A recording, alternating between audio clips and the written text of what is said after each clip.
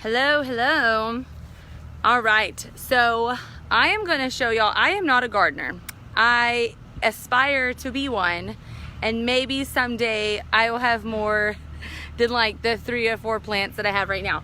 But in honor of the tiny garden that I am growing, I am finally getting squash to grow. Now mine is not all the way ready yet, but I'm gonna make a recipe tonight from store-bought squash in hopes that next time I wanna make it, I'll have my own squash to show for it. So I am gonna show y'all what I have. This is like the most luscious thing I've ever grown because I've tried many things and I've killed many things, but look at this beautiful yellow squash plant.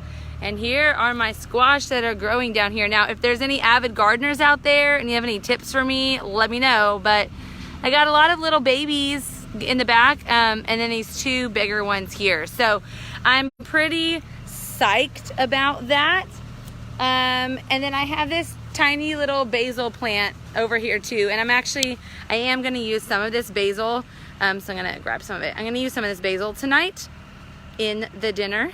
And there was just a wild rabbit that hopped across our backyard. That's pretty cool. It disappeared though, it's really fast. We've been seeing it a lot lately.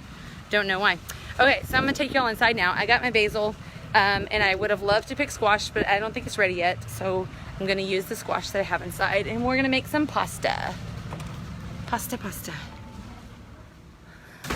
All right, I already have water needing to boil as soon as possible. And all I'm gonna do is I'm gonna put some oil in my pan, and I'm actually doing what I told y'all not to do because I'm out of the oil that I usually use, this avocado oil, but Costco didn't have it like anywhere, which makes me really sad. So I am putting olive oil in here right now, which is not preferred, but it will work in a pinch. So I think I want to leave my squash, I think I want to do like thin slices. I think that'll look pretty in the pasta. So I'm going to leave them as like halves, and I'm going to slice them thin. And all I'm going to really do here is I'm going to saute my veggies in my oil while my pasta cooks. And then I'm just going to stir in some lemon zest, some lemon juice, and some butter. And that's going to essentially be my sauce. So I don't know. I grew up only having like really saucy pasta, but I did have a friend named Tori, and her family loved to just put like butter and Parmesan cheese on pasta. So if you had Parmesan cheese, that would be a delicious additive, but I don't have that. So we're just gonna do the regular old butter. I'm gonna have to set some aside for one of our kiddos who cannot have butter, but that will be all right. He can have everything else. All right, so I'm just gonna slice this pretty thin, and I'm going to dream of the time, hopefully very soon, that the squash comes from my little tiny squash plant in the back. Does anybody else, are there actual gardeners out there? I would love, oh, Amy is a gardener. I was showing off my one little plant that I have in my quote-unquote garden. I really don't know if you can call it a garden when it's like 1 squash plant and 2 bell pepper plants. Name, can you go get me an onion? Go get mommy an onion. I'm gonna add some zucchini in here as well, which is kind of part of the squash family, the zucchini squash. They're very similar in texture, and I feel like I made zucchini bread not that long ago, and I thought to myself, I bet I could shred up squash and add it as well and have like zucchini squash bread. And if y'all saw, I'm selling those Hulk muffins. Those are green because of spinach. So I think I'm gonna go on like a veggie rampage and start putting vegetables and everything. So I did make the other day some really delicious muffins that were zucchini and pumpkin, and I was just looking up recipes today. I want to do something with carrots, like a play off of carrot cake, but like a healthier version that you can eat for breakfast would be great. Hey, Christina. How are ya? Ugh. All right, chopping my good old onion. It's fresh, so it's probably gonna make me cry, but that'll be okay. It adds so much delicious flavor that it's worth it. All right, I'm gonna chop that as small as I can and add it in as fast as I can because I ideally should have done this before the squash, but I kind of wasn't thinking about it. All right, I'm gonna stir that around real quick. I have my water over here boiling. I also have eggs in the back. Since I figured I'm gonna heat up the house, I figured I would do eggs so I can make tuna salad tomorrow. That's what I was gonna make tonight, and then I realized I had no boiled eggs, which made me sad. So I decided to boil some eggs in the back over there. That way I'll get a head start on dinner or lunch tomorrow. All right, so I'm also gonna add in some little cherry tomatoes. And I do know if you had a really big garden, you probably have cherry tomatoes by now. I might try tomatoes sometime in the future, but I'm just stoked that I got something to grow instead of killing everything. So in my gardening years, I grew up in Arkansas with a family who gardened all the time and had huge, beautiful, lush gardens. But sadly, my only job in the gardening was to go out when everything was ripe and pick it and bring it in. Therefore, I learned nothing of how to actually cultivate a garden. And so, in my 10 years of being married and out of the house, I have tried many gardening endeavors. Some have ended with mild success, but mostly, sadly, have ended in failure. So I am excited that squash is growing right now. I've gotten okra to grow before, but it was a pretty, like, puny amount. Does anybody live in Texas that can give, like, what are some really easy things to grow? Apparently the squash is doing good. I have 2 bell pepper plants, but caterpillars keep eating my leaves.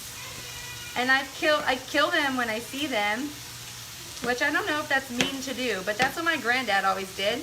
He would always like squash all of the critters trying to get to his veggies. All right, then goes some more squash. And I think I just want to do the zucchini to give it that additional, like, the color blast I really like for my food to look pretty. I like it when it's got lots of different colors going on. I feel like it makes it more appetizing to look at and then makes me want to eat it even more. So I really don't like dull looking food. I like it when it's beautified. If you are in the Houston area and you want to try some of those Hulk muffins that I have been making, then I have a link on my page and you can order some. I think they're going to be really, really yummy. I mean, I know they're yummy because I've been eating them. But I think you will think that they're really, really yummy. All right, I'm just going to put some salt and pepper on my veggies in this pot and maybe a little bit of garlic powder, but I'm going to add fresh garlic here in just a minute. So I like the squash and zucchini because they're really soft vegetables and they don't really take very long to cook at all. I'm going to do that. My water over there is boiling, which is perfect timing. So I'm going to open up my pasta. And I think this only needs to cook, yeah, like 11 minutes. Not very long at all. So we're going to pour this in. We're going to give it a quick stir. And then set my timer here for 11 minutes. No, an hour and 11 minutes. That's not what I want.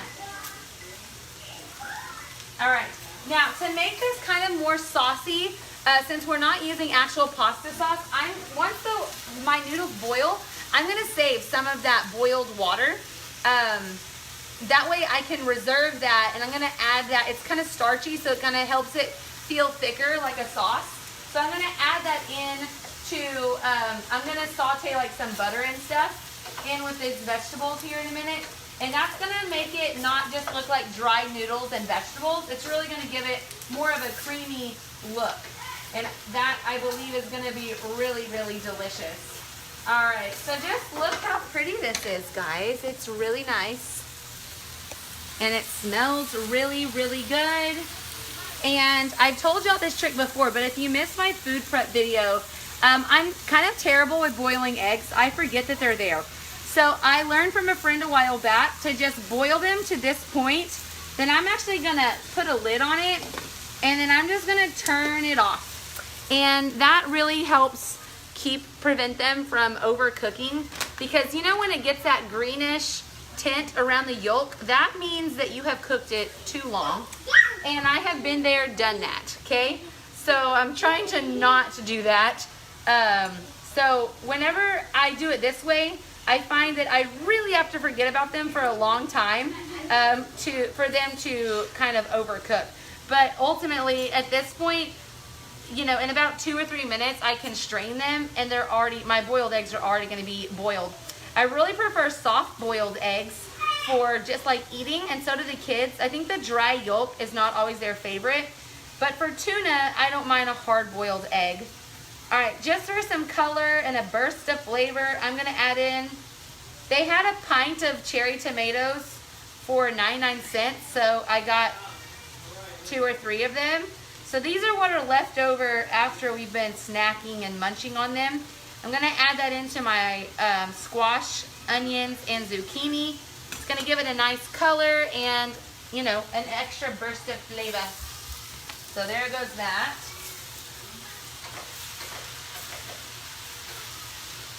I would have loved to have some more, but like I said, kind of ran out. We've been munching on them quite a lot. So I'm gonna go ahead. I have this awesome zester. This is one of the tools. I don't like to keep a lot of random kitchen tools around that like just clutter that you never really use. But I love this zester. It works really, really well. And I found that I actually do zest quite a bit. So actually in those Hulk muffins, I zest lemon as well.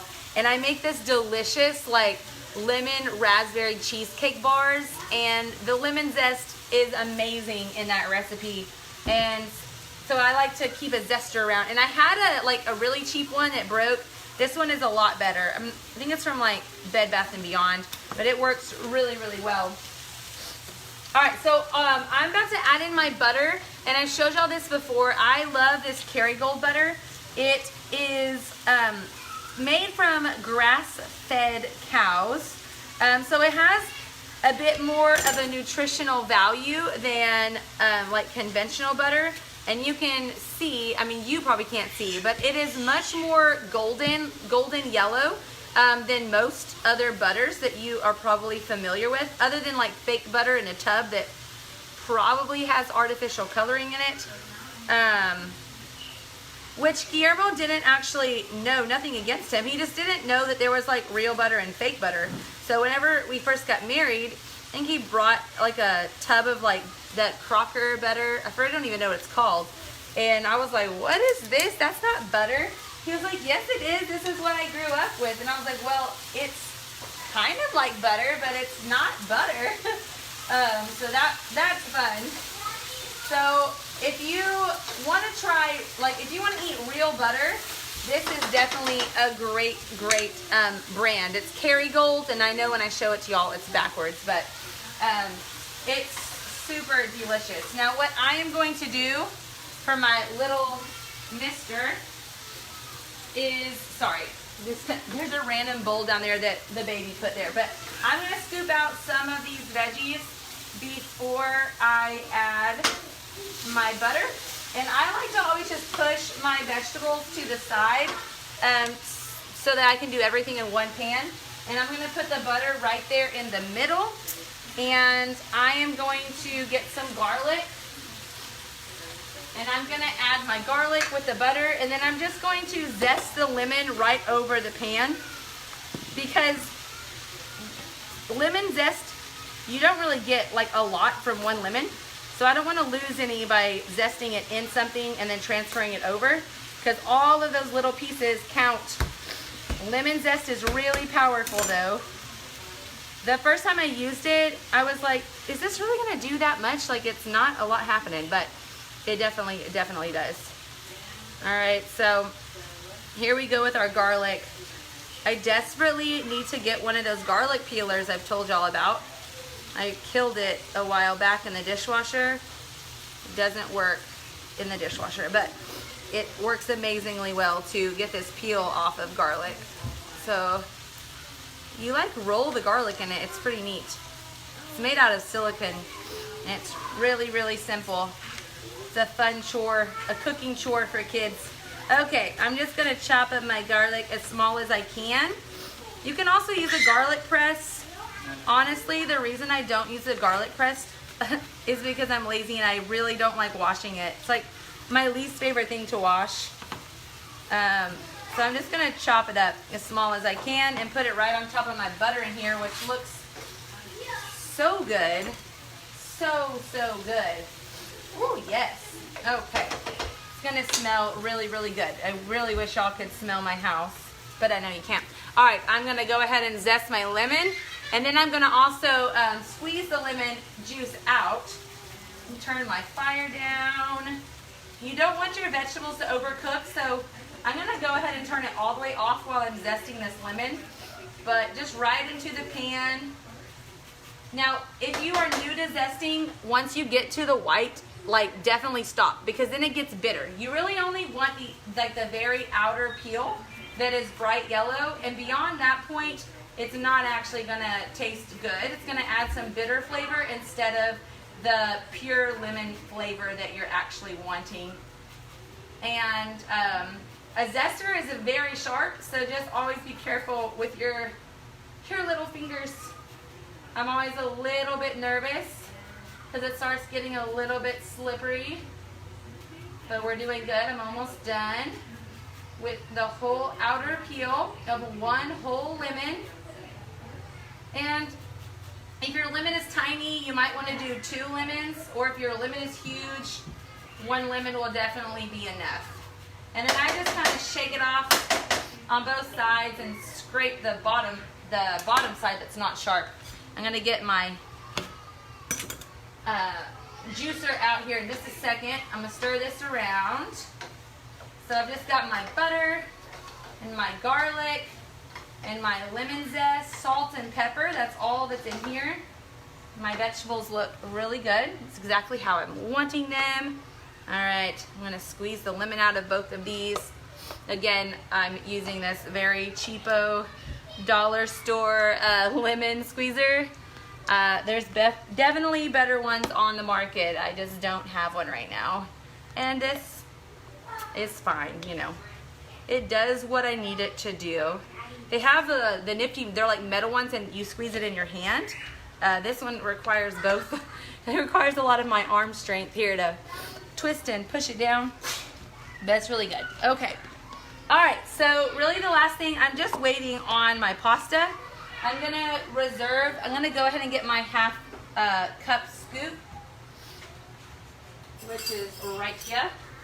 And this pasta has about 2 minutes left. So I'm gonna go ahead and just scoop out half a cup of the liquid. I'm gonna pour it over my vegetables, and then I'm gonna pour in my lemon juice here. And I'm just going to let that cook together here for a minute. I'm gonna turn it back on, but turn it really low.